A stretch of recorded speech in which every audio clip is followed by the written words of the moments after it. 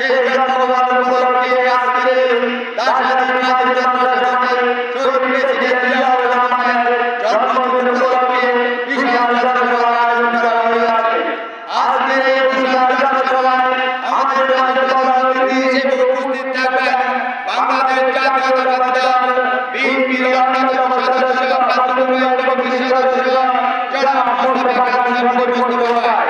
আমাদের মাঝে প্রধান আলোচক হিসেবে আলোচনা করবেন বাংলাদেশ জাতীয়তাবাদী দল চাঁদপুর জেলা শাখা বিএনপির সাবেক যুগ্ম সাধারণ সম্পাদক জনাব আব্দুল শাহাদাত ওয়াসিম ভাই। আমাদের আজকের এই বিশাল জনসভায় সভাপতিত্ব করবেন কদমপুর ইউনিয়নের কৃতি সন্তান চাঁদপুর উপজেলার সাবেক সাধারণ সম্পাদক বিএনপির সাধারণ সম্পাদক জনাব মাসুদ আলী বাদশাহ ভাই।